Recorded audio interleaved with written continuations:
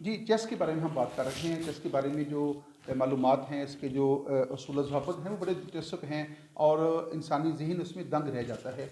जिस शख्स ने चेस को ईजाद किया, उसका नाम सीसा बताया जाता है और जिस दौर में उसने चेस ईजाद किया था, वो दौर जो है कदीम हिंदुस्तान के हवाले से अगर बात की जाए, तो उस वक़्त कदीम हिंदुस्तान के ऊपर गुप्ता ख़ानदान की हुकूमत थी।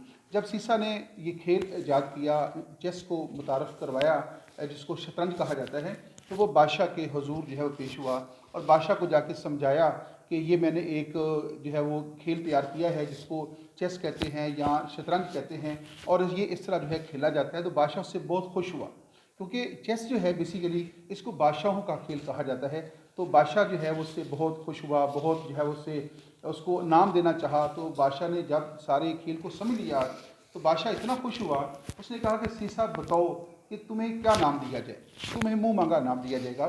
तो जिस शख्स ने चेस याद किया था, उसने कहा कि मुझे कुछ नहीं चाहिए। उसने बड़ी आजिज़ी के साथ जो है वो माजरत कर ली, लेकिन बादशाह ने कहा कि अब ऐसे तो नहीं होगा कि तुम एक बादशाह के पास आए और बादशाह से जो है वो खाली हाथों वापस जाओ, तो ऐसा नहीं हो सकता।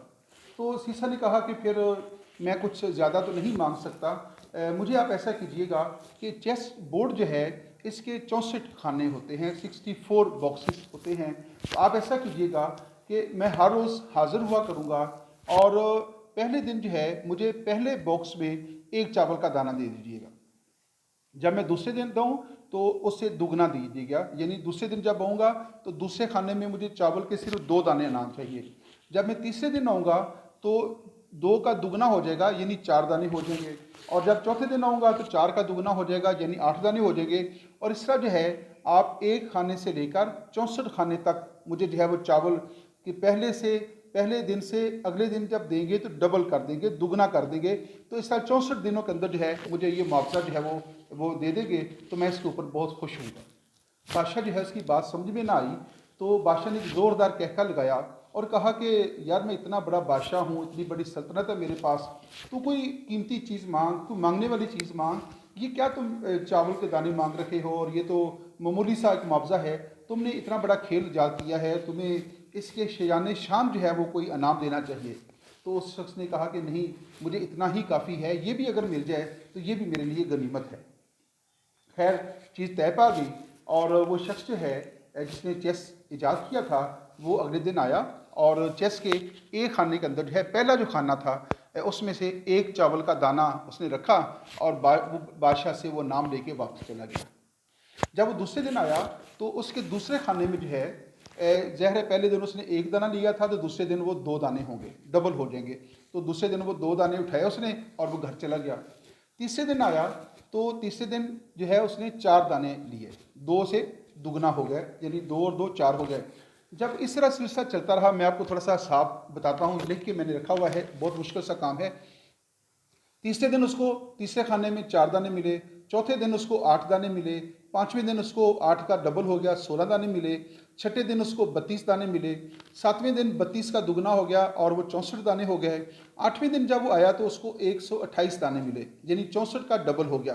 तो एक लाइन जो है ना, शतरंज की जो बॉक्स होता है ना, उसमें 64 खाने होते हैं और एक लाइन में 8 खाने होते हैं। तो इस तरह आठवें दिन जो है 8 खाने जो थे मुकम्मल हो गए, आठवें दिन उसको चावल के 128 दाने मिले।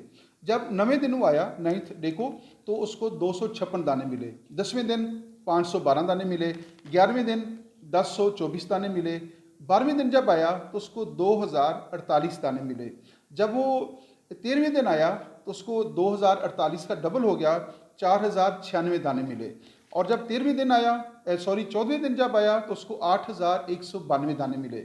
और जब वो 15वें दिन आया तो उसको 16,364 दाने मिले। और जब वो 16वें दिन आया तो उसको 32,768 दाने मिले। अब 2 लाइनें जो थी ख़त्म हो गई। जब 2 लाइनें ख़त्म हुई, यानी 16 खाने मुकम्मल हुए, तो उसको चावल के कितने दाने मिले? 32,768 दाने मिले। यहाँ पे आकर जो है 2 लाइनें ख़त्म हो गई थी। अब 32,768 दाने गिनने में जो है टाइम लगता है। तो बादशाह को थोड़ा सा तजस्सुस हुआ कि ये मामला तो बढ़ता चला जा रहा है, ये इतना आसान नहीं था जितना मैं समझ रहा था, और ये तो बड़ा कॉम्प्लिकेटेड है और ये मेरे लिए तो बहुत मुश्किल हो जाएगा कि अभी तो दो लाइनें मुकम्मल हुई हैं, 16 खाने मुकम्मल हुए हैं, अभी तो बहुत सारे खाने बाकी हैं और ये तो डबल हो रखे हैं, डबल होते जा रहे हैं। तो बादशाह ने जो है अपने मुशीरों को बुला लिया और अपना केस जो है उन मुशीरों के सामने रखा। और मुशीर जो है वो सारा दिन अब क्या करते थे, चावल गिनते थे, क्योंकि अगले दिन दाने डबल हो जाते थे, तो चावल गिन के देने होते थे, हर खाने के अंदर चावल डबल हो रहे थे। तो मुशीरों का जो दिन था, सारा दिन जो है मज़दूरों का और मुशीरों का वो चावल गिनते गिनते जो है वो गुजर जाता था। अब बादशाह को और ज़्यादा परेशानी होगी कि रियासत के बाकी अमूर भी चलाने हैं और इंतहाई अहम लोग जो थे, जो बादशाह के मुशीर थे, वो दाने गिनने के ऊपर जो है लगे हुए हैं। और बादशाह ने कहा कि ये काम तो बहुत मुश्किल हो गया है। और जब तीसरी लाइन मुकम्मल हुई, यानी जब दूसरी लाइन मुकम्मल हुई, यानी 16 खाने मुकम्मल हुए, तो चावल के दानों की तादाद हो गई थी 32,768। तो जब तीसरी लाइन मुकम्मल हुई तो उस वक्त चावलों की तादाद पहुंच गई 80 लाख चावल, 80 लाख चावलों के दाने। अब 80 लाख चावलों के दाने गिनने में जो है टाइम कितना लगता है। अब बादशाह जो था वो परेशान हो गया कि ये क्या हो गया है कि अब अगले दिन 80 का डबल हो जाना था। 80 लाख का मतलब है कि 160 लाख दाने जो हैं वो अगले दिन उसने जो है गिनने थे। तो ये जो सिलसिला था ये बढ़ता चला जा रहा था और बादशाह की परेशानी जो है उसमें इजाफा हो रहा था। अब परेशानी सिर्फ ये नहीं थी कि चावलों के दाने गिनने में बड़ा टाइम लग रहा है, चावलों की किल्लत होना शुरू होगी। बादशाह ने जितने भी चावल थे वो मंगवाने शुरू कर दिए, अपनी रियासत से चावल उसके ख़त्म होना शुरू हो गए। तो बादशाह ने कहा कि चावल तो एक बुनियादी खुराक है, बाकी लोगों ने भी चावल खाने हैं, तो ये सारे चावल तो वो शख्स लेके जा रखा है। तो बादशाह की परेशानी में जो है वो इजाफा हो गया। और जब चौथी लाइन ख़त्म हुई, यानी जब चौथी लाइन ख़त्म हुई, यानी उसमें आप यूँ समझे कि 24 लाइनें जो थी, 32 खाने जब मुकम्मल हुए तो क्या हुआ, रियासत से मुकम्मल तौर पे चावल ख़त्म हो गए और सारे के सारे चावल जो थे, जिस शख्स ने वो शतरंज ईजाद किया था उसके घर चले गए और रियासत जो है वो चावल से जो है वो खाली हो गई। अब नेक्स्ट क्या हुआ, अब बादशाह की परेशानी में और ज़्यादा इजाफा हो गया। बादशाह हैरान हो गया कि अब ये क्या मामला हो रखा है। तो बादशाह ने जितने भी रियाजीदान थे, हिसाब किताब के जो एक्सपर्ट लोग थे, उनको बुला लिया।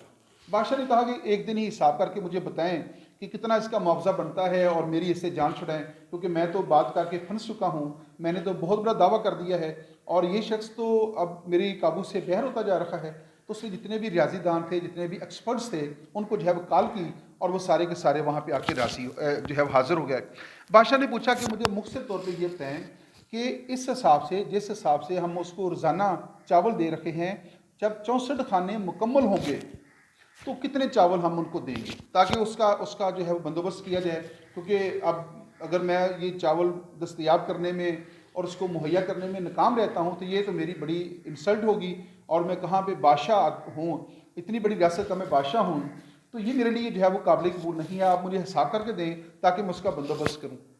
अब जो रियाजीदान थे उस दौर के, वो सर जोड़ के बैठ गए और उन्होंने गौर फिक्र करना शुरू कर दिया और नतीजा ये निकला, उन्होंने कहा कि बादशाह सलामत, इसका हिसाब नहीं हो सकता।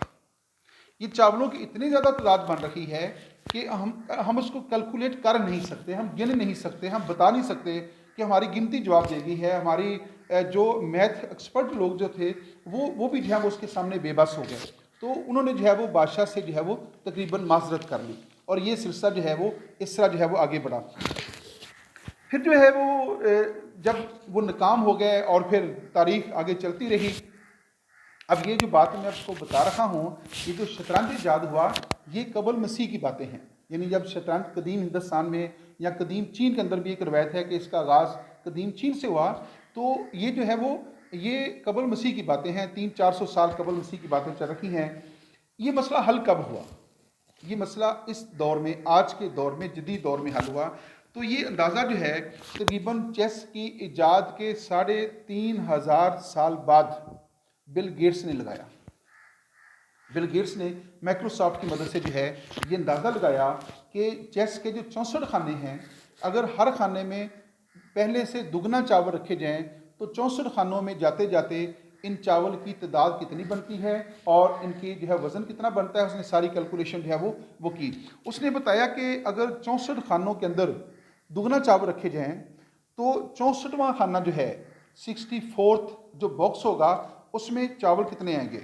उसने कहा कि अगर एक 1 के बाद 19 ज़ीरो लगाई जाए, यानी आप 1 लिखें और 1 के बाद 19 ज़ीरो जो है वो आप लिखते जाएं, ज़ीरो लिखते जाएं, तो उसने कहा कि इतने चावल बनते हैं।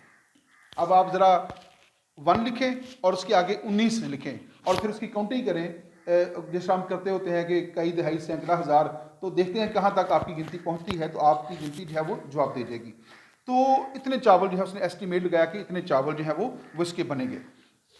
अब वो उसने मज़ीद एस्टिमेट लगाया, उसने कहा कि इन चावलों को बोरियों में भरने के लिए उसने कहा कि कम से कम 18 अरब बोरियां दरकार होंगी। यानी जो एस्टिमेट लगाया गया जदीद दौर के अंदर, तो 18 अरब बोरियां जो हैं वो इन चावलों को भरने के लिए जो है दरकार होगी। तो ये बात जो है बज़ाहिर तो नाकाबिल यकीन सी लगती है कि इतना मुश्किल काम जो है ये कैसे जो है वो मुमकिन हो सका। और इसने जिस शख्स ने ये खेल ईजाद किया वो तो वाकई बहुत ज़हीन आदमी था, और जो उसने इनाम मांगा वो उसकी आपकी जहानत का अंदाज़ा लगा लें तो उसने सिर्फ खेल ईजाद नहीं किया था, बल्कि उसने ये भी किया कि अगर मुझे बादशाह को ऑफ़र करता है तो मैं उसके सामने ये रखूँगा और फिर बादशाह जो है मेरी ऑफ़र जो है वो पूरी नहीं कर सकेगा, और उससे उसकी जो जहानत है उसका भी अंदाज़ा जो है वो हो सकता है। तो इससे आप अंदाज़ा कर सकते हैं कि ये खेल जो है वो कितना दिलचस्प है, कितना जो है वो इंटरेस्टिंग है, और इसकी हिस्ट्री कितनी दिलचस्प है। अगर आपको इन सारी चीज़ों के ऊपर अंदाज़ा नहीं जो है वो आप यकीन नहीं कर रहे, तो आप अपना कलम पेंसिल उठाइए, कैलकुलेटर उठाइए या कंप्यूटर के ऊपर बैठिए और आप इसकी कैलकुलेशन करना शुरू कर दें, और जब आपको इसका जवाब मिल जाएगा तो मुझे भी बता दीजिएगा कि ये कितना आसान काम है और कितना मुश्किल काम है। बहरहाल जो है वो एक बहुत इंटरेस्टिंग स्टोरी है चेस की। चेस के बारे में आखिरी बात मैं कहना चाहता हूँ कि जो थोड़ी सी मॉरल है कि चेस का खेल ज़ाते खुद बहुत दिलचस्प है, लेकिन चेस खेलने में बहुत सारा वक्त है वो ज़ाया होता है। अगर आप फारग हैं तो फिर तो आपको खेलना चाहिए, लेकिन अपना कीमती वक्त जो है सिर्फ चेस खेल के ऊपर जो है वो ज़ाया नहीं करना चाहिए। अगर आप खेलना पसंद करते हैं तो फिर टाइम फिक्स करके खेला करें कि हम 5 मिनट 10 मिनट में जो है वो गेम ख़त्म करेंगे।